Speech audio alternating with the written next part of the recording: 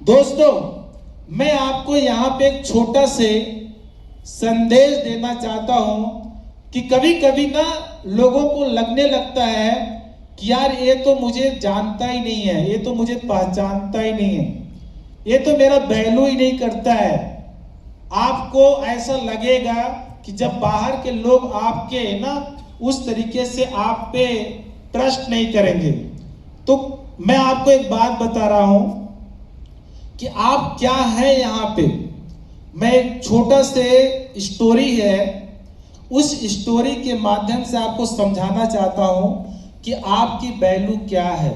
जानना चाहते हैं? जानना चाहते हैं? दोस्तों, एक ऐसा परिवार जिसके यहाँ पे खुद उनके मम्मी पापा और वो मतलब 3 सदस्य हुआ करते थे, और कमाने वाला जो थे उनके पापा थे और वो बच्चा छोटा था। और उनके पापा जो व्यापार करते थे वो डायमंड का व्यापार करते थे। किस चीज का? डायमंड का। वो डायमंड का व्यापार करते थे। तो अचानक ऐसा वक्त आया कि उनकी पापा ने इस दुनिया को छोड़ के चला गया।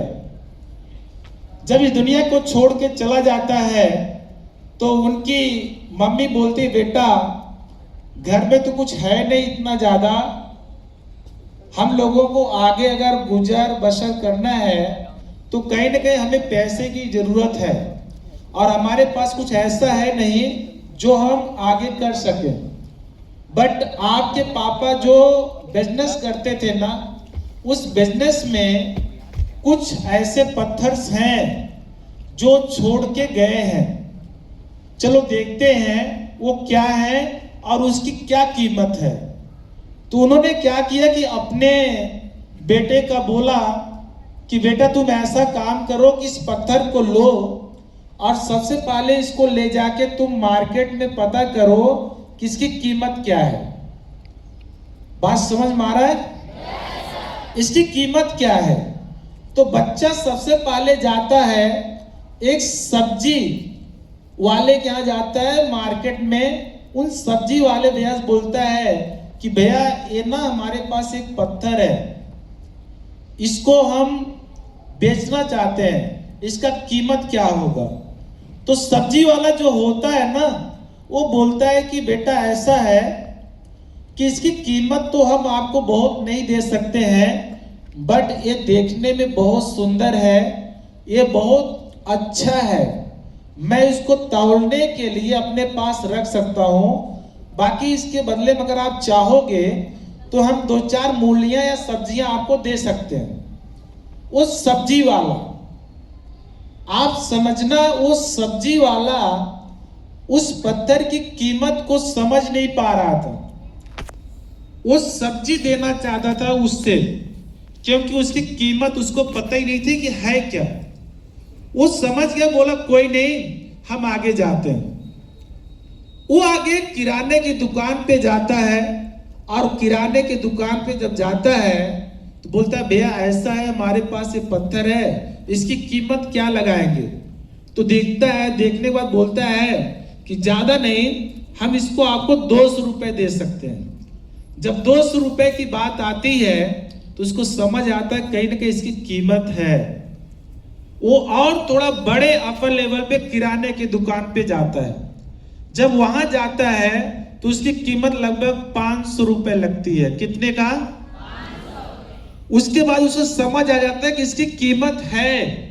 फिर वो अपने गांव में जो कस्बे में छोटे छोटे सुनार होते हैं उसके पास गया, तो उसकी कीमत कोई 5,000 लगा दिया, कोई 10,000 लगा दिया।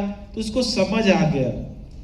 उन्होंने फिर वहां गया जहां पे हीरा और जेवरात, जहां पे होलसेलर होता था, जहां पे पूरा बहुत बड़ा, जैसे आप जिसे वेयर हाउस बोलते हैं, आपके बड़े सारे प्रोडक्ट्स इकट्ठे रहते हैं, वहां से ट्रांसफर होते हैं। इसी तरीके से जब वहां जाता है तो उसके पास, तो जब उसका मालिक देखता है तो बोलता है कि आप बताइए कि इसका कीमत क्या है?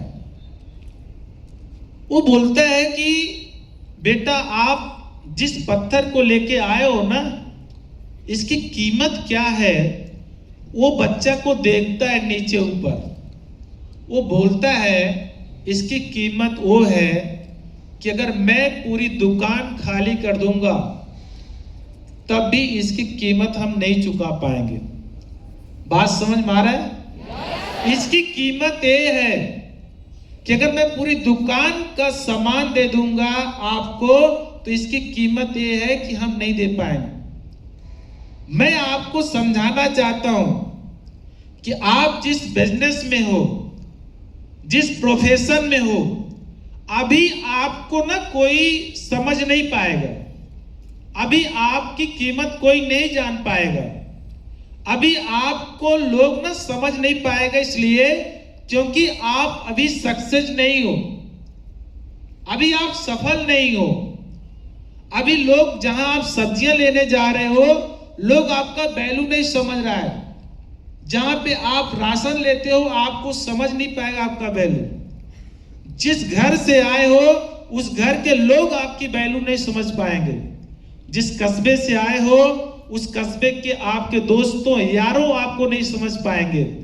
लेकिन जिस दिन आप इस कंपनी में एलडीडी और जीडीडी बनेंगे, मेरा मानना यह है कि आपकी कीमत उस डायमंड से कम नहीं होगा। यस या नो? तो आप भी अपने आप को एलडीडी और जीडीडी बनाना चाहते हैं? Yes sir. बनाना चाहते हैं पीछे? Yes sir. अगर आप अपने आप को एलडीडी और जीडीडी बनाना चाहते हैं तो लोग क्या आपको सोच रहा है, क्या आपका वैल्यू दे रहा है, क्या आपके बारे में सोच रहा है ना, वो सब कुछ छोड़ो और एक सिद्धांत पे काम करो। और वो सिद्धांत है कि आपका कि हमें इस काम में सिर्फ एलडीडी और जीडीडी बनना है। रेडी है? रेडी है? Yes sir. बाकी आप इस बिजनेस में अपने आप को जितना ज्यादा आप बोलोगे उतना ज्यादा आगे जाओगे। मेरी शुभकामनाएं आपके साथ है। मेरे तरफ से इतना ही है। Best of luck. जय रेलवे, जय भारत।